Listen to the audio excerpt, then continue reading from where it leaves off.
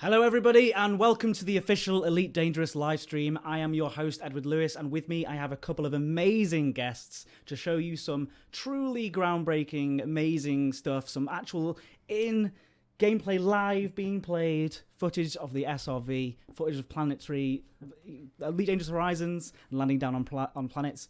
It's going to be amazing. There's going to be time to answer lots of questions at the end.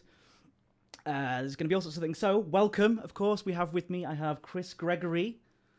Hello, Chris. Hello. It's wonderful to see you here. Chris is going to talk us through some of the artistic decisions behind the SRV and things like that. And we have, of course, with us as well, Mike Evans, designer. Hello. Hello, Mike. Wonderful to have you here. And say hello to the people at home. We have over 1,000 people watching already. Hello, all 1,000 of you. It's good. Nice to see you. So I think, obviously, everybody is very, very excited about getting to see the gameplay that we're going to show off today. We are going to be around for around about an hour, but we'll see what happens. Hopefully it's going to be amazing. I think it's guaranteed to be. So how excited are you, Mike, about showing people at home? I'm super excited. I love this buggy. It's my passion, this driver model. It's what I've been working on for the past couple of months, pretty much. Solid. Yeah, well, it's really we've been playing it all day. Basically, because that's all we do. I've been recording videos all day. Yeah, we just spend all day playing this game, but we were playing it earlier on, and it is really, really, really cool, the stuff we're about to show you. So I'm going to try and delay it as long as possible, because I want you guys to be as excited as possible about it. So I'm just going to keep talking. I'm just going to sit here for a second and just check my phone. We'll just read the chat. Around. But in all seriousness, as well, Chris. Hello, Chris. Fantastic to see you here. Hello there. I thought I would pass you the mic for a second. Well, thank you. You too. We haven't seen you much since.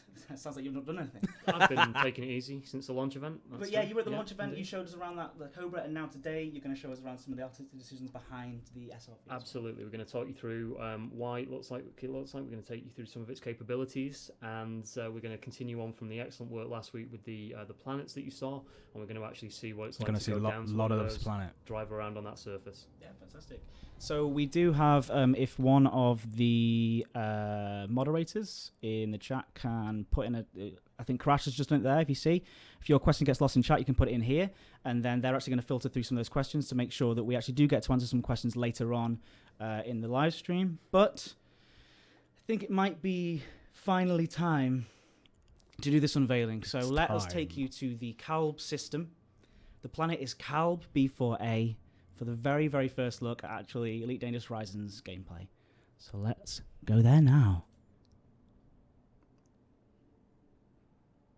Let's give me some focus, Ed. There you go. Yeah, what do you think of that? Look at those canyons. It's glorious. So we're now in the cab of the SRV. And you obviously are having some head look around just to take that in a little bit. So this is the view that you'll get from the sort of cab bubble, and we tried to make it as open and as clear as possible, so you can really appreciate the landscape that's on the outside there.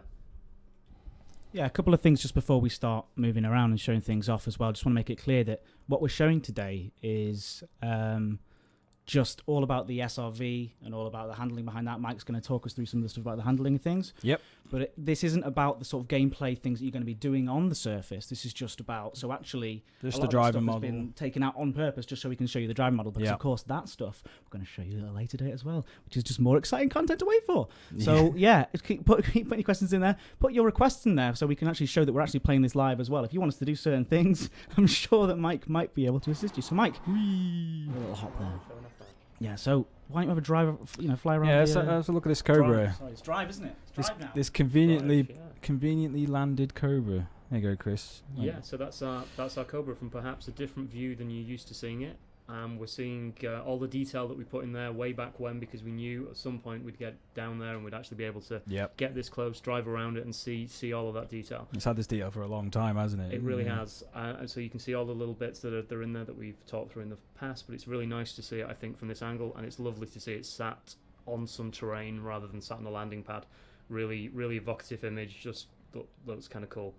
And as we drive him around, we'll sort of see its parts up on its landing gear there. We're not going to show today just how you get in and out of the buggy, but that is part of the stuff we'll be showing in coming weeks. Basically, every one of the ships has a cargo hatch. So what we've had to kind of do is design the buggy to fold up and compact to fit into that cargo hatch. So that's a part of the reason why the buggy kind of looks like it looks, is that it can compact in and stow away and then launch out of the cargo hatch of the ships. Look at the size of it. It's ridiculous. It kind of puts into perspective the scale of these ships. Yeah, I think people in the chat are saying here it's really about sort of, you can see that if it's for a completely different scale. Is, 40 meters, something like that across. It's like, wow. Well, Chris is going to give us a closer look in just a while, and talk us through some of the details about the design decisions around the SRV. But I do think it's really nice to just to fly around in that way. Hopefully, you guys can also hear some of the sound as well of the actual buggy as well. We've knocked it down quite low because we want to be able to pick up our sound here and our in voices, terms of and our voices. But hopefully you guys can see it as well a little jump bit. The Cobra. But yeah, jump the Cobra. I'm sure you can maybe try and do that later on. That's just what we're going to get into. But I think it is nearly time to maybe go off on a journey. Yeah, and send your. Well, first of all, I think you should send your. Let's get rid of the ship. Send the ship away. This is lovely. Let's have some quiet for this moment. Let's that ship. Have some quiet. Bye, Cobra. See you in a bit. Oh, it's beautiful. Oh, that boost. See you later. Yeah, there you go. That's absolutely awesome. So you're going to head down to that canyon, I'm assuming? Yeah. Let's go on a. Well, Mike, let's go on a trip. Where we're going. We don't need roads. What is that? I love that. Absolutely awesome. Yeah, so we actually have a third person in the room, and that is Adam Woods, who is sitting behind us. Say hello, Adam, if you can hear us. Hello. There you go. So he's actually sitting behind, so he's not on camera. My God, that was incredible. So people, that's so cool. Awesome. You didn't expect that, did you? Yeah, so we're actually going to show you around this right now as well with, so if you can just sort of fly around, and Chris, you can take it away. Cruise around with my head look. So one of the nice things about being in this multiplayer build here with two buggies playing is that we can kind of take you around the buggy and sort of show it you in situ. So just to talk through... I'll go around the other side where there's light. Cool. We'll throw a bit of light on the subject. There we go. That's much better. So we're really proud of it. We think it's a unique looking vehicle, and it's been designed kind of through its form following its function, really. So we kind of knew what it had to do. It had to deal with a lot of varied terrain, because who knows what sort of planet you're going to come across. Yep. It needed to be robust. It needed to be able to defend itself.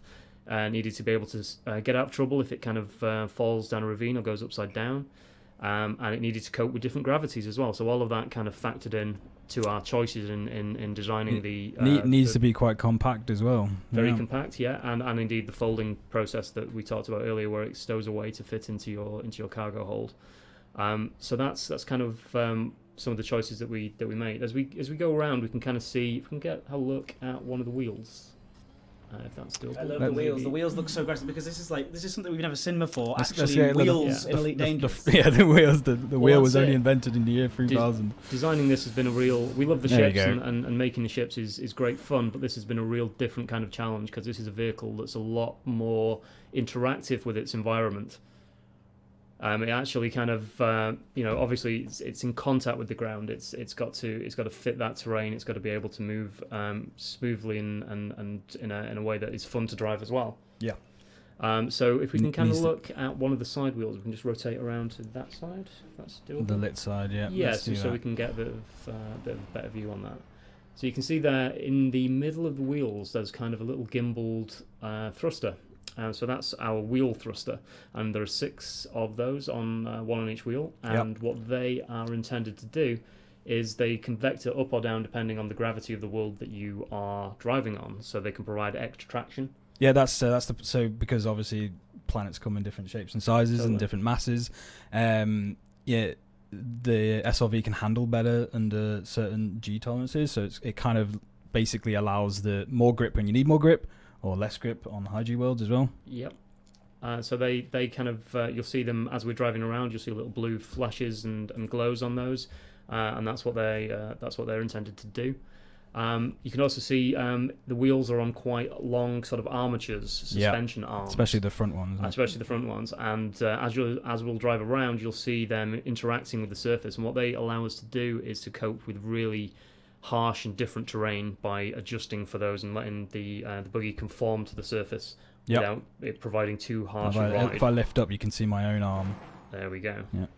So that's why kind of those are out there. And when we were looking kind of at designing the buggy as well, or the SRV I should say, I think ancestors of the vehicle are things like the Mars rover or the moon buggy, and we were really looking at those when we were kind of designing the elements and working out how they were going to work.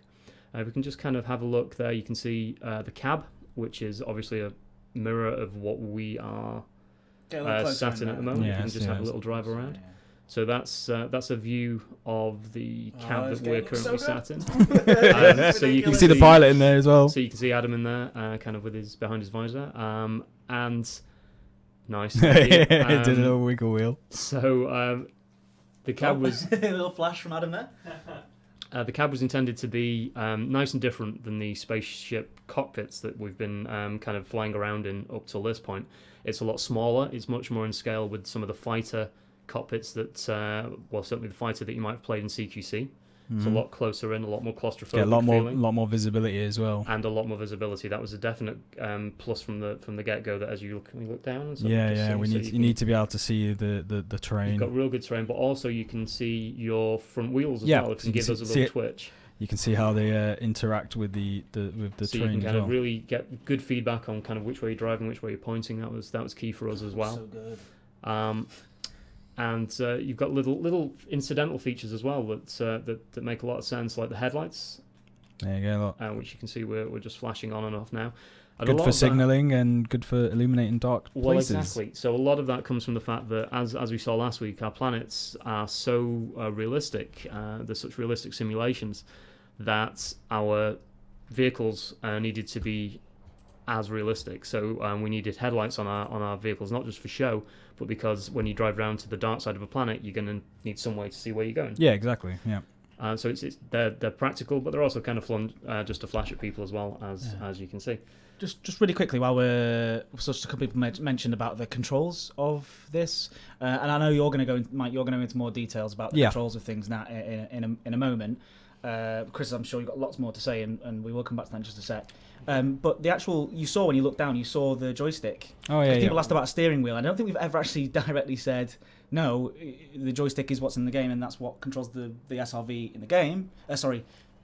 There is a joystick in the SRV cabin, of course. Yeah. So yeah, that's what you're gonna feel sort of most comfortable with. Yeah, it's actually quite useful as well because, as we'll get onto later, you need some amount of control. Yeah, but also then you're playing right now with a pad. That's got to be clear. I am totally playing with a pad. You can play with a steering wheel if you so wish. Just like you just bind it. There's lots of options to bind. You can bind keyboard controls. You can bind analog devices. That's all very well.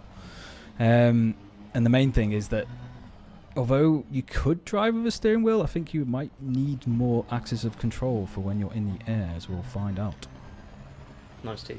Yeah, but you've got some more stuff to talk about before we... Well, we can touch on some of this as we're kind of moving around, but it's just you can also see on the top of there you've got some you've got the ability to defend yourself as that big thing on the We're not going to show how the turret works in action tonight, but you can see on top there are the weapons for the SRV. So they allow it to defend itself against other buggies, ships, other things, and looks like you're off. There we go. Now I would say, rightly so. We're in the meat of it. And I think you can see there what the thrusters are like there on the side. The boost thrusters.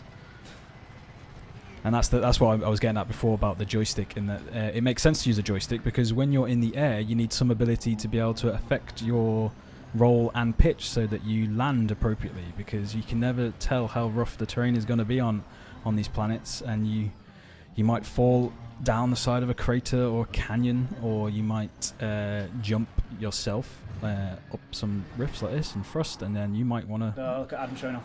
He just did a roll. Very nice. Well, I'm gonna have to top him. I'm gonna have to do a double barrel roll. Let's see if we can Right, okay. Nice. get some drift on the go. Yeah, so basically those thrusters are basically there to allow you to land gracefully, especially on high G worlds, and on low G worlds it allows you to basically jump over and skip over small patches of difficult terrain. But you only have a finite amount of power with them. If you might notice that if I thrust into the air, it drains the engine capacity. So it's not just a copy paste job from the ship cockpit. Those things are actually useful and they've been repurposed. So as you see, it recharges quickly and it drains. And if I run out, then I'm just gonna drop. And then if you drop too hard, you're gonna do damage. You know, you're gonna hurt the SRV. If you want to learn more about the planets that we're showing here as well. Oh, in fact, I just Oh, wow, want to look at mention, Chris, you might want to mention something we just saw on screen there with those sort of spots. I don't know. The little spots are just a little graphical glitch that we've got at the moment. Yep. Work in progress, guys. Work in progress, and we'll tidy all that up before release. And to be honest, a lot of this as well, there's a lot of little tweaks coming in for things like the VFX and the particles, and they're already looking cool. But there'll be a lot more little improvements as we go. Oh, look at that roll. Why don't you talk a little bit as well about the scanner you can see there as well, the train scanner? So that basically renders the surrounding terrain, so that especially when it's dark, or if you're in a canyon like this, sometimes you lose track of the horizon. It kind of can give you an idea of what kind of slope you're on because it's always level. Absolutely, kind of helps you see if there's like a big drop coming. Yep, sometimes because as I said, because these planets are real. You've got the sun can be at certain angles, like could be directly above, and as a result, you're not seeing like the shadows that are sort of describing the terrain. So sometimes you're just driving along, mind your own business, and all of a sudden there's a crater there, and you didn't see it come in. And if it wasn't for the terrain scanner, if you glance down every now and then, a skilled player would see the crater coming up and can react to it. Is Adam going the right way? Because I know you've got a little route plotted here. Yeah, we're just following along the canyon. We're going the. So, yeah, the driving, it feels... I had a little play around with it earlier. It feels so good. It feels really fun. so nice. Yeah, that's the plan, wasn't it, from the start? Get something that's accessible. There's a bit of skill involved sometimes, you know. Oh, yeah. It's not easy as well. You can't just power down here. You No, can't. especially, well, on this smoother stuff, you can go quite fast, but as I said, this rough terrain to the side there, you have to go slow. Oh, yeah, we can do... And likewise, as it's work in progress, there's still lots of things to be balanced, like the damage that you get from falling and from collisions with the cab and the rest of the SRV. And as a result, so it's balanced at the moment to be a bit safe. So at the moment, I'm looking at my damage. I'm 100% hull. Yeah. And I wouldn't expect that perhaps to be the case. I've taken a few hard hits before. Right, yeah, sure. So if you are just joining us as well, welcome everybody to the live stream. We're so thrilled to be able to show this off today. This is the first in-game footage of Elite Dangerous Horizons being played live by Mike and Adam is there. Adam Dillon is there. Flash your lights, Adam. Just to be very, very clear, this is we're just showing off the handling models and stuff like that, which I think is just incredibly fun and it's kind of like this nice mix between controlled drivability with uncontrolled drifting. Almost giving me vertigo just looking at this. And the aerial control, which is something that we implemented basically straight away, because you can never tell what kind of terrain you might come across. We needed an ability to be able to if you get in the air, especially on low G worlds, that happens quite a lot. You need some way to control your pitch and roll so you can land, and then you've got the thrusters there to arrest your fall. Likewise, the thrusters can lift you up. Yeah, I was going to say, somebody asked in here, can you roll? Does the SRV roll and can you get stuck?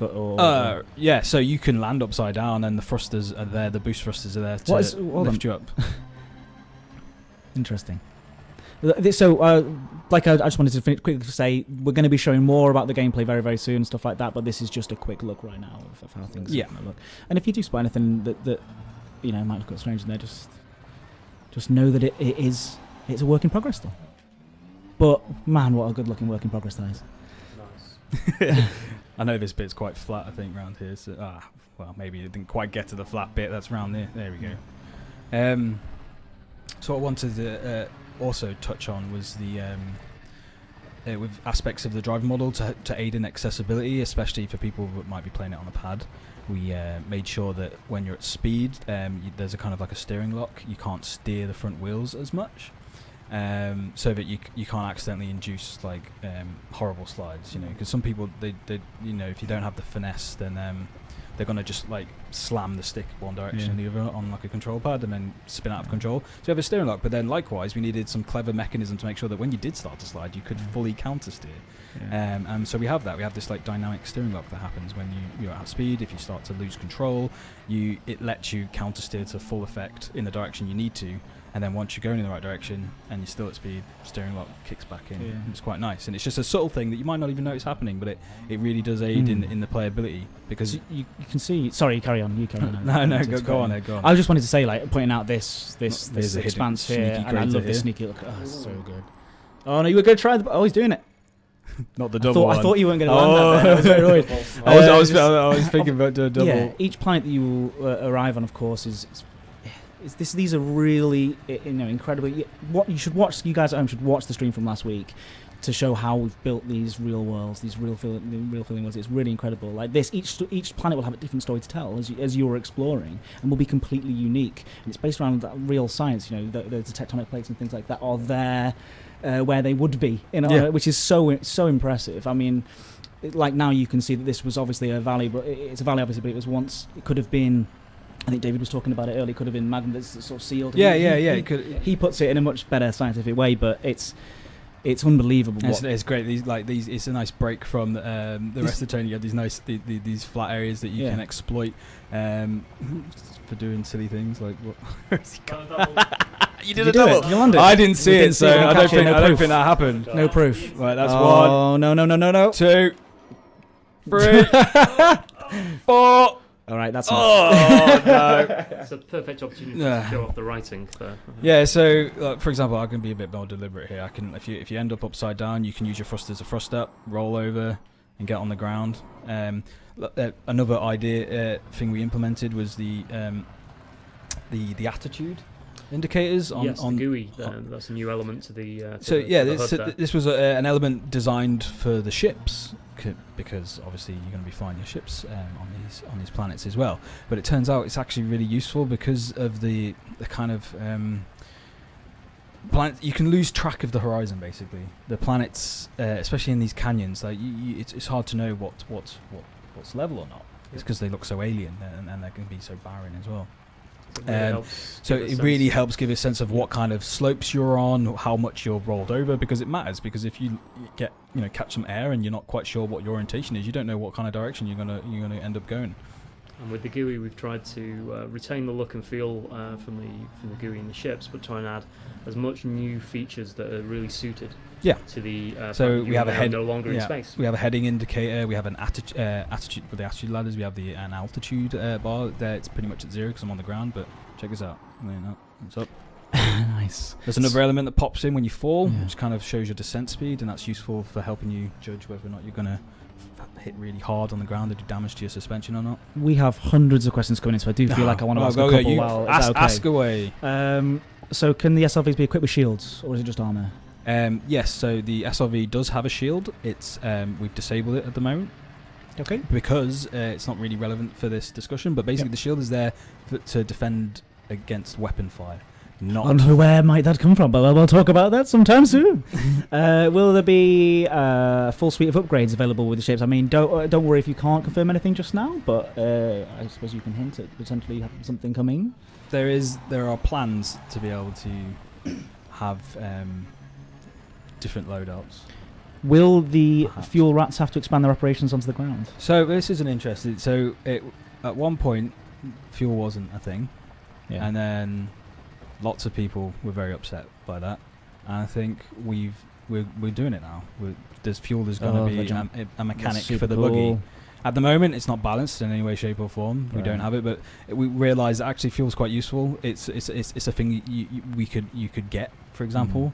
You could find, it's basically it's a useful mechanic to exploit. So yes, I think there will be some fantastic, some amazing gameplay. It'll really fit in the world in a really nice way. Obviously, exactly. These are all things that like you say, it's a work in progress build, and this is but God, it's a good-looking work in progress build. I love it. So I said I've like we're driving on this planet, but I've done this particular run many times. And I've never been bored of doing it. I could drive this. Ooh! You took your eyes off the screen for 1 second. I've driven this thing for hours and hours and hours and hours and hours. Okay, so does the SRV get fall damage if we don't use vertical thrusters? Yeah, so basically the idea is that if you fall beyond a certain descent velocity, you're going to take damage. If you're under that descent velocity, no damage. If you land on your wheels, that is. I mean, that's not the case. If you land upside down, yeah, you're going to get massive damage. I said these values aren't balanced yet in any way, shape or form. But when they are, that's the idea is that basically there's an indicator. It'll come up on the right now. You see it? Yep. That's going to be used to help guide you down. Fantastic. And it's the feathering of your thrust that you're going to have to use that to make and then manage your resource, your amount of energy. Because if you thrust really high like this, and you don't think about it, you might not have enough thrust to couch landing. Adam, you follow the right way? Yeah, Adam, you should come this way. Where have you gone? Turn round. I don't know where you are anymore. Flash your lights. I can see you. Oh, you can. All right. Oh, there he is. He's off in the distance. Yeah, come this way. This is a nice little canyon thing over here again. I love driving through canyons. I know a lot of our audience wants to do races through canyons. Oh God, I cannot wait to see. Imagine just canyons 10 guys just like racing. Canyons on nature's racetrack.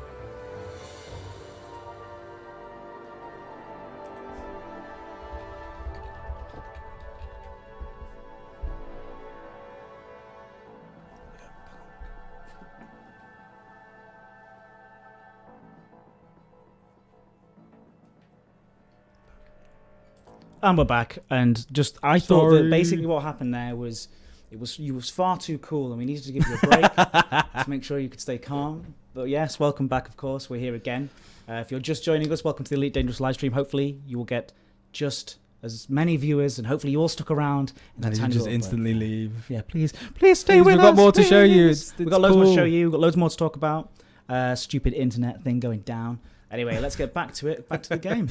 Darker areas. Probably a little darker than this, but certainly you can see that the headlights there are doing their job and sort of providing a little bit of vision into the. I think we want to go this way. I just have to quickly say, apparently it ended on imagine 10 guys in a canyon, and then it cut off. No! So I do apologise about that, guys. I was just saying, imagine how cool it would be to see people racing. I think I was saying that like canyons are like nature's race course. You know. They tend to have, for most part, kind of smooth bottoms. You know, we can exploit that for high-speed shenanigans. Here we go. I think I'm back on track with where I wanted to go. There's a nice bit. There's a nice reveal coming up. I like this bit. I think it's cool anyway. Yeah, remember we're just showing the SRV handling today, and having a look at the model and things like that. I'm going to be quiet for this nice moment here. Look at this. It's as if we practiced this. Oh, don't hype it up. I just think it's kind of cool. Look at this. Look at that. Just shows a scale. Look at the scale of this. Awesome. And also, it's a big, smooth ramp to race down. Where's Adam? I'm coming. He's coming. He's just going to fly up the top of this. 300 meters out. You should just try and jump over me. It'll be safe. Honest, it's not a sheer drop on the other side or anything like that. Okay. Oh my lord. Where? Right. No, where I don't know. Where did you just come from? There he is. Oh no! See, he's going to take damage now because there's no amount of extra thrust is going to stop that. Okay. Oh dear. You see, there's nice cratered impacts here, disturbing this nice smooth canyon floor. There you are. Yeah, so like I said earlier, of course, there would be things like points of interest appearing and things like that to grab your attention. But right now, we're not showing those today on purpose because we want to save those for a later thing to get. Yeah, we just kind of want to show off that the buggy it drives well. You can get yourself in a bit of a situation I think what this shows is that the journey is fun in and of itself, and especially when you've got a buddy to come along with. Well, of course. Where is Adam? There he is. There he is. Whoa. Steady on.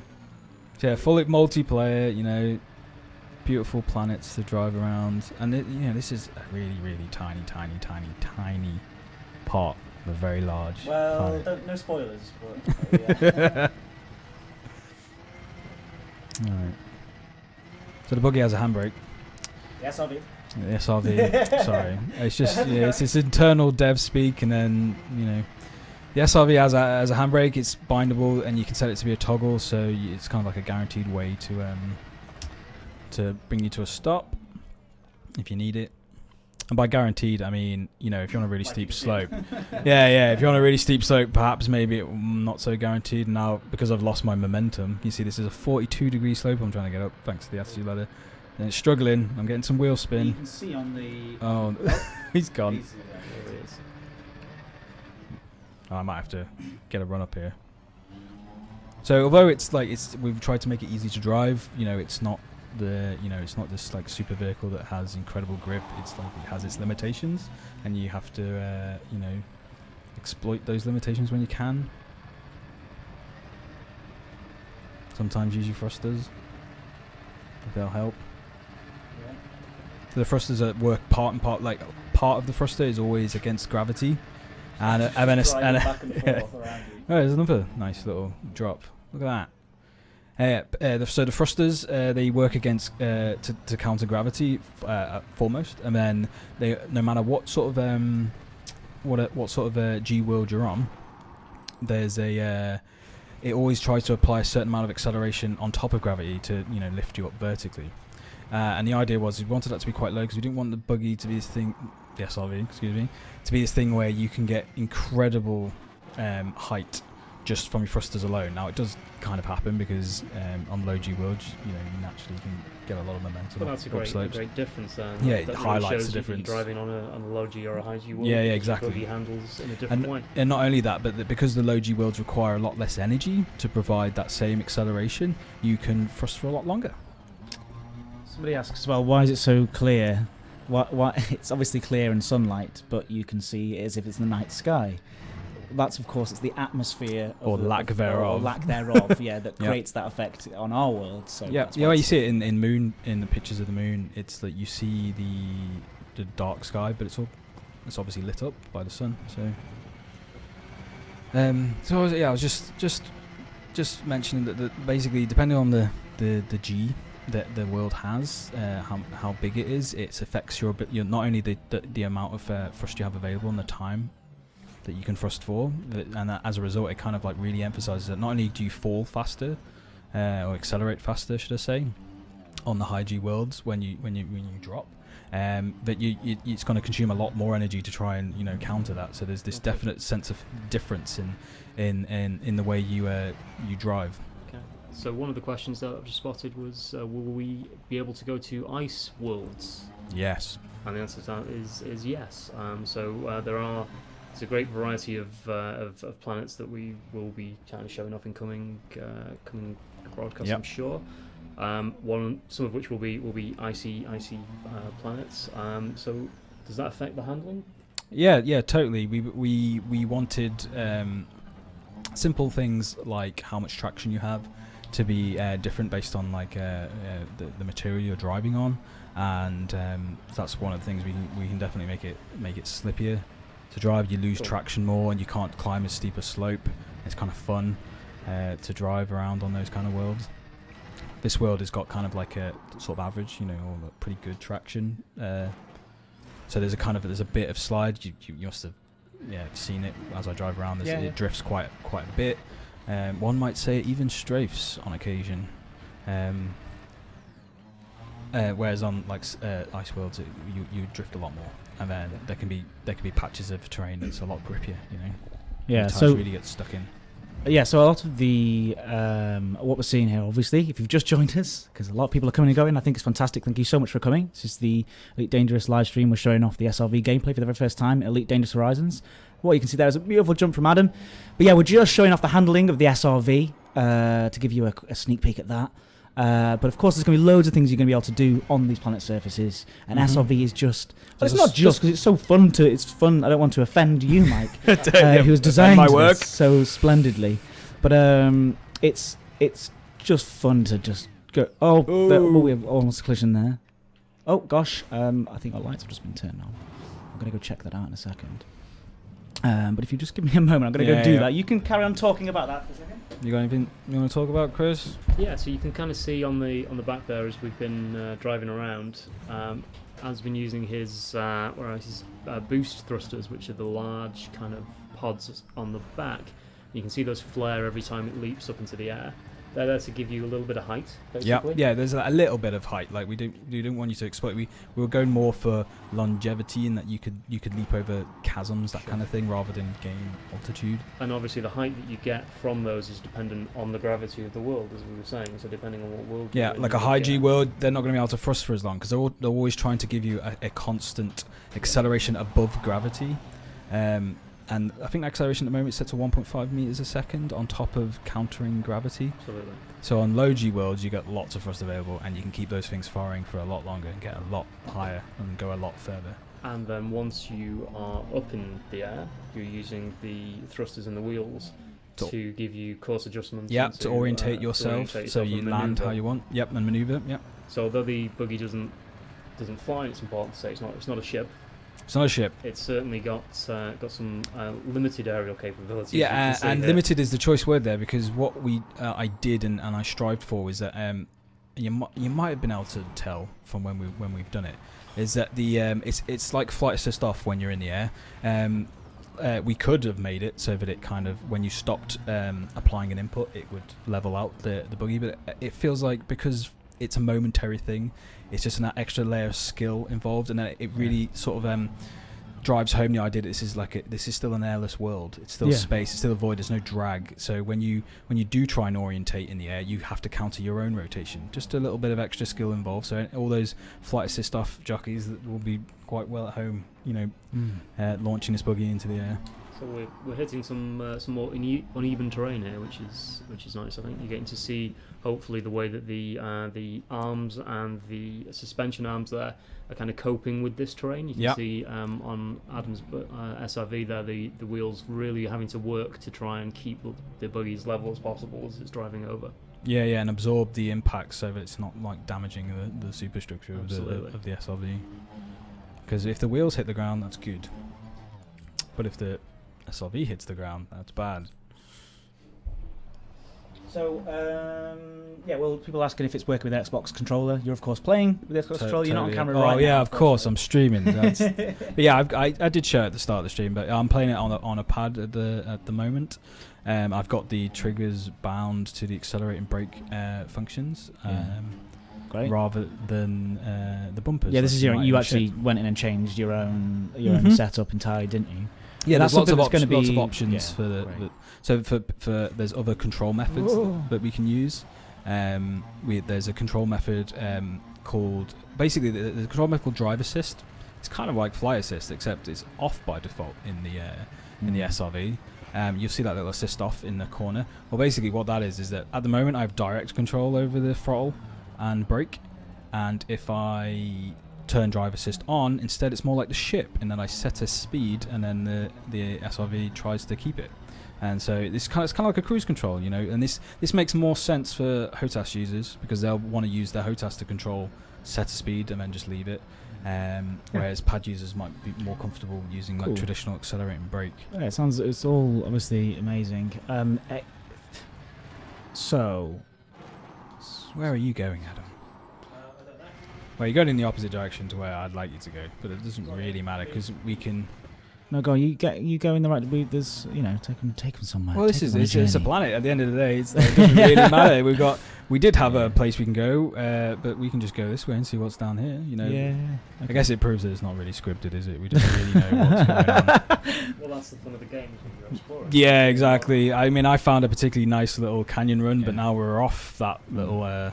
That track, so now. Hey, Blackie75 asks, when will all the questions on the link be answered, or where will they be answered? Unfortunately, there's just so much to talk about, and so many questions going through. We're trying to get through them on here, have a look every now and again. So we're sorry if your question doesn't get read out. But Mike might be able to actually go on the forums tomorrow, and maybe if he's got a moment, answer some of those. But only if he's in his own time, when he's not hard at work on this, of course. This is perfect. We don't need any more work. It's done. Are the vertical thrusters fixed downwards? Ask somebody on here, or can you sort of get a boost of speed? If we with can get it? close to Adam, you can. So Boost the speed? Yeah, like not, well, not directly. So the idea is that some proportion, the highest proportion of the thrust is always applied vertically downwards against gravity. So that even if you're upside down, you have some ability to lift the SRV up, especially if you land upside down. This is so that you can lift up, roll over, and come back down. The other proportion of the thrust is directed in the downwards direction of the SRV. So if you thrust sideways, you do induce translational forces like this. So in some ways you can boost when you're in the air because you can thrust, point forwards, get some translational thrust, and then you have to land again. So there's a bit of skill involved, but it wasn't my intention to have a boost button just for velocity because these things can hoon it pretty fast on their own, especially when going downhill. While we've got a moment, we're just looking at the SRV. I think Chris, you've got a couple more things you can talk us through on there, don't you? There's a couple more features we can point out definitely. So you can see on the back there of the SRV, there's a more solid sort of compartment, a more chunky area. That's basically the cargo container. So that's where anything that you might pick up, perhases on your travels, as you're moving around the surface. That's where that will be stowed, things ready of to interest, be dropped off at bases and settlements and places, or that you might be driving to take away in your ship, or indeed to take back to your ship. So that's the more sort of solid container there that's on the back that gives the buggy, the SRV rather, its volume. We can also sort of see on there where are we? If we track around to the back, little details that the guys have put in, like the brake lights. Oh, just a nice that's the reverse light. There you go. Just a nice little touch there. I think that the guys have developed, which works really well. Can you play a sign there as well? This vehicle is reversing, so you might want to. We've not implemented that feature just yet. No, you have to do it yourself. Maybe you have to do it yourself. We will. That's what voice comms are for, right? Nice. You can also see some of the still work in progress, but rather nice VFX work that's being done to really ground sneaky crater the SRV into the surface of the planet, and that's again part of the fun and the challenge of this new horizons, as it were, is now developing all of this new tech to support ground-based vehicles and trying to get it to the same level as our ships. Well, I guess I'm going down here. I totally meant to do this. Oh, that was tough. So as well, a few people have asked about the speed reading, of course. Speed reading. I guess you want to know what units that's in, right? Meters per second. So just like in a ship, and on flat ground like this, it tends to top out at about 38 meters per second. But if you go at 39 meters per second, turns out that equals 88 miles an hour. And you know what happens when you go above 88 miles an hour? That's the second and last Back to the Future reference we'll be making. Actually, no, we got one more. So just to be clear, we are not announcing time travel in the Elite universe. This is how the SRV enters. That's not happening this season. It's the frameshift drive for the SRV, so it can travel to other planets on its own. Not really. So thank you everybody so much for coming along. We've got a little bit more to talk about, a little more to show you. I'm sure Mike could talk all day, it sounds like, and Chris has got loads more. I mean, I feel like I've talked a lot already, but I also feel like I've barely touched any of the things I actually wanted to talk to you guys about. Well, no, I mean, we've got a little bit of time left. So much fun just driving around, following Adam. We've got a little bit more time left, and I'm going to try and get some more questions and bring some up. But remember, a lot of your questions will get answered soon. I didn't mean to use the word soon. But not that kind of soon. People who've just joined us, we are just showing off today just the SRV handling model, how it's going to feel when you finally touch down on those planets and get to drive around, showing you off a little bit of the multiplayer gameplay as well, which I think is really cool. Just like how it feels just to sort of chase a friend through a canyon is it's unlike anything else. It's absolutely awesome. Wow! We are going to go into more details. There he is. About what you're going to be doing as well when you touch down. There's loads of gameplay things to do. We've talked about it in the past in our newsletter, so check those out as well. And if you're interested to learn all about how these planets are formed, go back to last week's live stream, which we put up, which is archived on our YouTube channel, and check that out as well. It's absolutely fascinating, and it involves people who are a lot smarter than I talking about very interesting things. No, can't grip. He can't it's grip. He's trying. The momentum only got me up so far. Now I'm going straight back down. Okay. There is one thing I forgot to mention. I guess, and yeah, keep going. We've got plenty of time. well, it's just it's kind of like a Chris thing really. But the rear wheels steer along with the front ones, because it's a 6-wheeled vehicle. It's kind of interesting that we designed it in such a way that it's kind of. See what I mean? It's got the rear wheel steering like a military vehicle. Totally, that was definitely our touchdown. It's got a good turning radius, basically. So the 6 wheels give stability, increased grip, stability, and manoeuvrability as well. Yeah. So again, it's that thing of form being dictated by function. Really, it looks the way it looks because it needs to look the way it looks. Yeah, to do the job that it needs to do. It also helps that makes it look kind of cool. But I think so. Yeah. Where's he gone? There he is.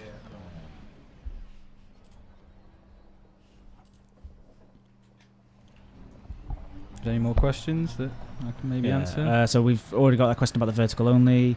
Falling damage, getting stuck in canyons. We've answered that a little bit, but you can probably go back and just really quickly mention that again. Well, so you could get stuck because you never know what kind of terrain you're going to come across. But if you use your thrusters in combination with building up momentum, you should be able to get yourself out of most trouble, basically. But there's no guarantees. We can't guarantee what kind of terrain you're gonna find. Yep. So somebody here says, can you attack other SRVs while you are in one?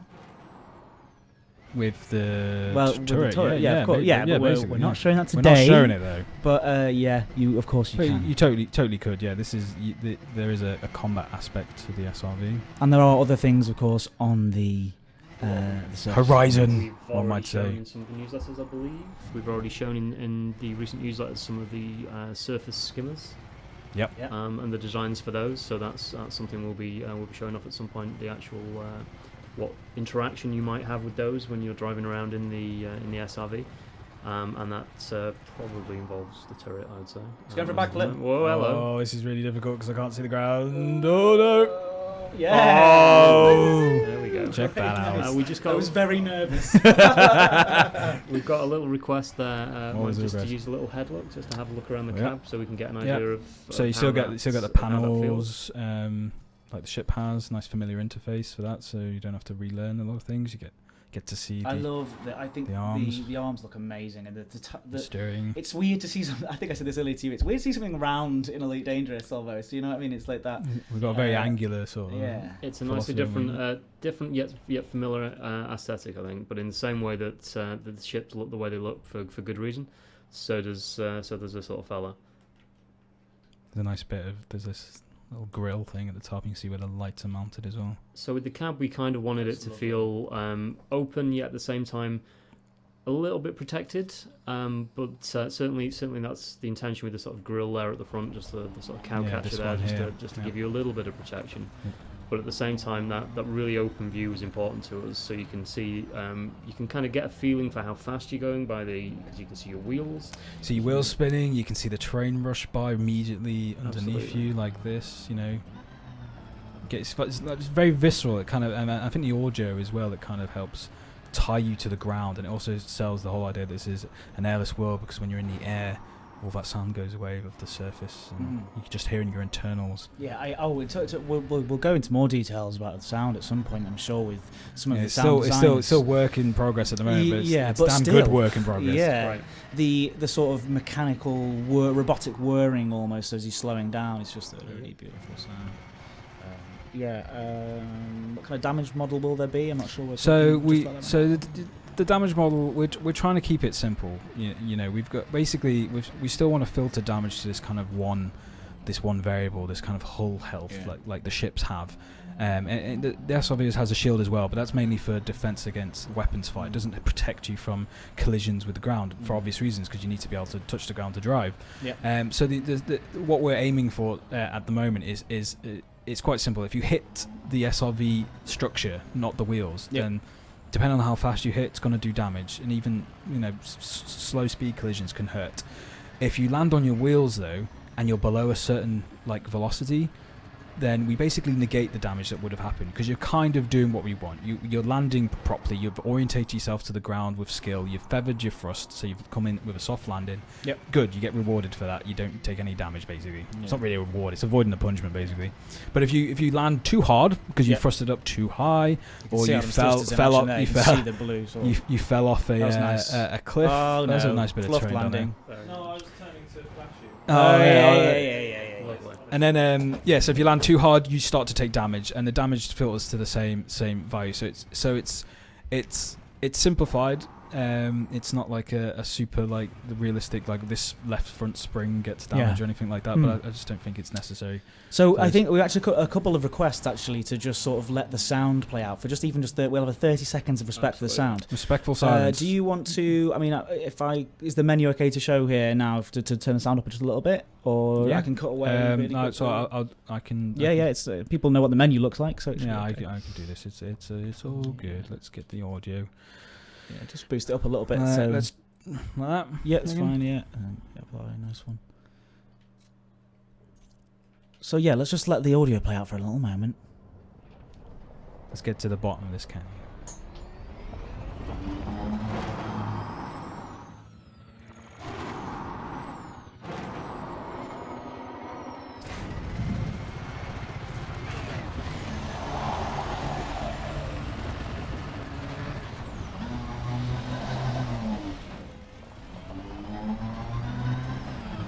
Sounds awesome.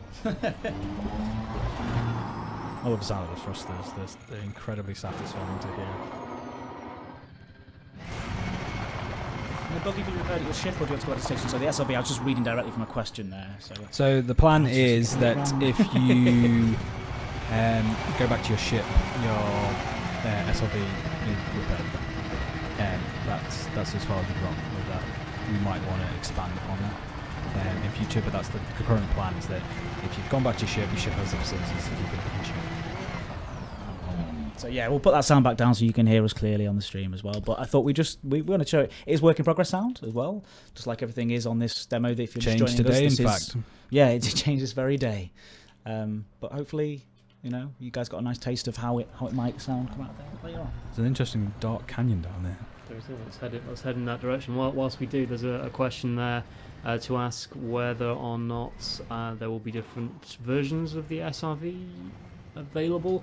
The answer to that is it's something we've definitely thought about and planned for. Do you think that the manufacturers would have only made one? Well, indeed. They've got a monopoly on the market. They've made the one and only space variant. So we've definitely done some design, some exploration of what that might look like, and what capabilities they might have that make them unique or different. Beyond that, we're definitely authoring the SRV with support for the paint jobs and the colour changes that we've got on the ships. So we don't know quite when we might be wanting to release any of those, but the capability will be there to be able to at least decorate or colour change your ship or your SRV and personalise it a little bit that way. Ooh, that collision.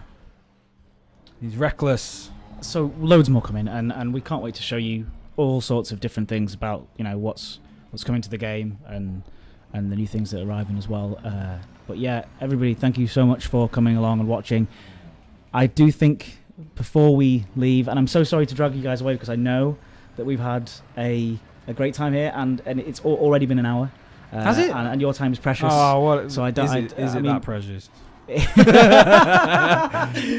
right, thanks. Thanks for derailing that. But yeah, I'm sorry we didn't go around to answering all these questions. We've literally got. I can see here. There's over 400. Can we show off a thing? Yeah, 1 second. Let me take it this way, and then I'm gonna look how many questions we've got here. This is what your job tomorrow. You've got 462 questions to look through. So get those questions in. If I was supposed to do this in my own time if I'm free. Yeah. There's so many good questions. So I'm so sorry that we didn't get to talk more about. There is something I would like to. Yeah, no, do it. Yeah, well, I'll tell you what then. Why don't you toggle back? Oh, okay, I can toggle back. Yeah, sure, that's right. And we can ask some more. We can try and answer some questions now. Just give me a sec. A little bit.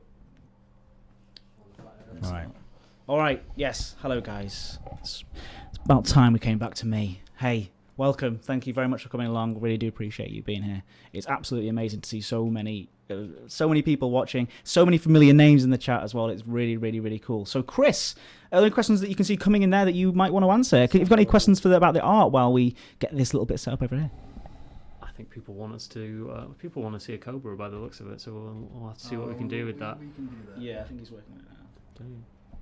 Let's see if we can make that happen. Just to say, we could have called the ship in right then and there, but I think At any point. Mike just has got something. So quickly. I've sort of travelled about 10 so kilometres away from where we were.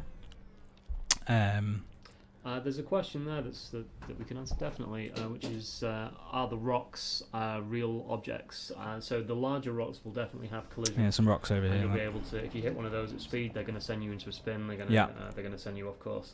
I think in this build that might not be enabled, but that's definitely The large rocks are, and the smaller rocks we don't have collision so because there's some balancing to be done there to get that spot on. But the intent is absolutely the detail objects there will have collision. so. Yeah, Right, we've lost Adam because you just abandoned him. Basically, in a I've abandoned canyon him with. Look at that. with That is Joel. where you were going. That's where we earlier. were. It's I mean, unbelievable. you might be able to just see Ugh. that big dark crater just to the actually, I'll tell you what. It's just there. I'm pointing at it. That's where we were just before. That's literally where we were before. Unfortunately, I don't have the app downloaded to mark on the screen. Nah, that's fine. That's fine. But look, I like this. This is one of the reasons why I like this particular spot. There's this nice. We're going to summon the Cobra in a minute, but we'll summon the Cobra. Yeah. Silence now. I just think this is kind of cool. Thought you might get a kick out of this. Oh, what's this? Holy! That is a massive crater that you found earlier today, isn't it? And you're like, I want to show this, guys. Yeah. Look at that. Look at that. It's even got a small lump in the middle. Well, it's not really a small lump. It's an incredibly huge mountain. So we probably want time to get all the way there. But how long did it take you to get there in the... So it turns out that this crater is about 60 kilometers Yeah. across. So it takes about 10 minutes of solid driving down treacherous terrain. This slope is very steep. Yeah. And yeah, I just thought that was a nice sight. You get these Yeah, kind of it vistas. looks so good. All right, should we go? Should we call the ship in? Yeah. Let me get up. Let's do this. On this ridge here. Yep, someone says here, Shattered Access says, nice Mars stream. NASA, Curiosity is really cool. Just because it does look so awesome. It does, yeah, nice NASA stream here. We've just got a comment saying that. That was fun. Oh, okay. If you just joined us as well, you can catch the whole thing archived. It should be up online, I think, in about half an hour's time. It just usually goes straight up on there. So it should be in 2 parts as well. So check it in. Oh. There she comes. I wonder where she wants to land. Oh, there she is.